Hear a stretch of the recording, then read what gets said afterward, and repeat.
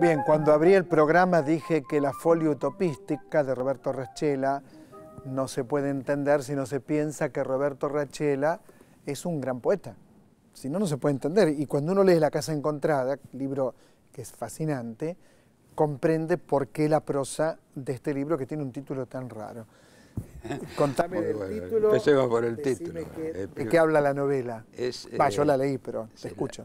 La Folia utopística. Bueno, en realidad este libro, voy a explicar el título, que es fundamental, me parece. En primer lugar, ubicar la novela, porque esta es la primera parte... de una trilogía. No, la primera parte de la tercera novela, que completaría lo que, bueno, demasiado ambiciosamente podríamos llamar una trilogía. La primera es Diálogos en los patios rojos, la segunda Si hubiéramos vivido aquí, y ahora esta Folia utopística. Esta primera parte de la tercera jornada, llamémosla, en realidad es un solo libro. Yo pienso que es un solo libro en 3 jornadas, ¿no? Ahora, cuando uno piensa en tu prosa, este es el punto, para mí, es la prosa de un gran poeta. Ahora, contame qué cuenta la novela, claro, este camino que emprenden. El problema es este, en primer lugar, que hoy me parece que diferenciar, como se podía haber hecho hasta fines del siglo XIX, digamos, prosa de poesía, después de ciertas experiencias fundamentales de la literatura del siglo XX, es muy... Yo soy un apasionado, por ejemplo, de Virginia Woolf. Por ejemplo. Y es una poeta, en algún punto es una poeta como escribe, claro. Es muy difícil. Yo creo que hay una relación entre mi poesía y la novela, la narrativa. Ahora, ¿por qué la Folia utopística? Lo voy a tratar de contar en el tiempo menor posible. Yo soy hijo de un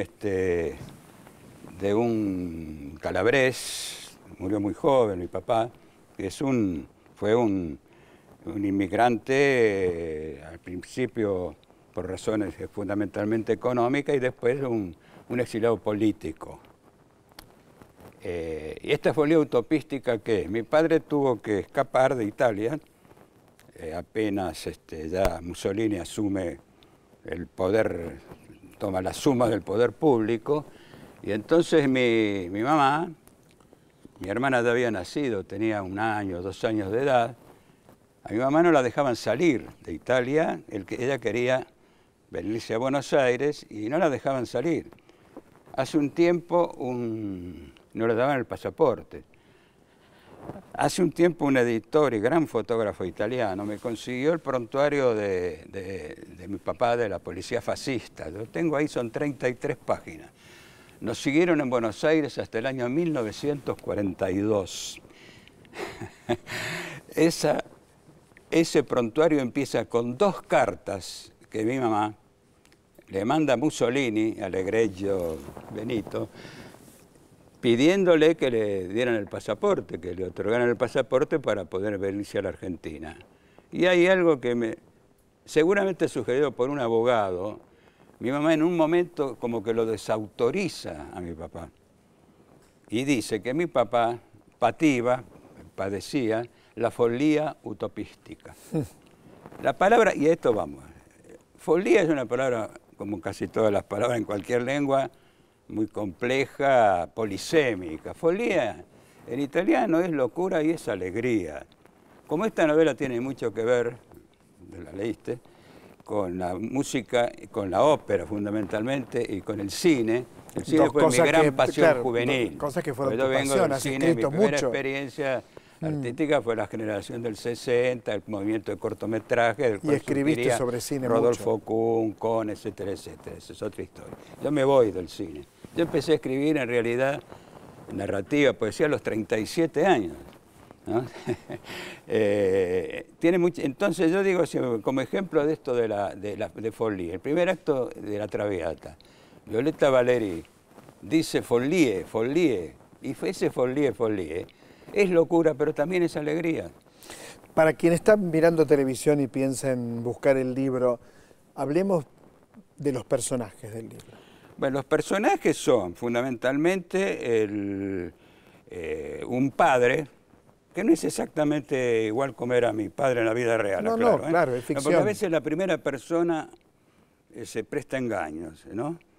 Se cree que coincide... Sos un escritor, si sos un escritor claro, estás creando... Está construido sobre la escena, ojo, la escena familiar es muy poderosa en mí. De ahí viene el trabajo que yo hago con el lenguaje. En mi casa se hablaba dialecto, se hablaba de dialecto calabrés. Siempre me he preguntado, yo tenía 6 o 7 años, 8 años, yo los entendía de alguna manera, pero ¿en qué les contestaba? Más de una vez me he hecho esa pregunta, no sé en qué le contestaba. Y ese periodo de mi infancia coincide, yo no lo conocía, evidentemente, a esa edad, lo conocí mucho después, con esos estrenos maravillosos de las grandes obras de Armando Discépolo, gran dramaturgo del que no tenemos todavía. El grotesco criollo. Bueno, esa Babilonia, etcétera, etcétera, etcétera. Entonces, no, el padre que ha quedado viudo, la situación dramática es esta, el padre ha quedado viudo con su hermano.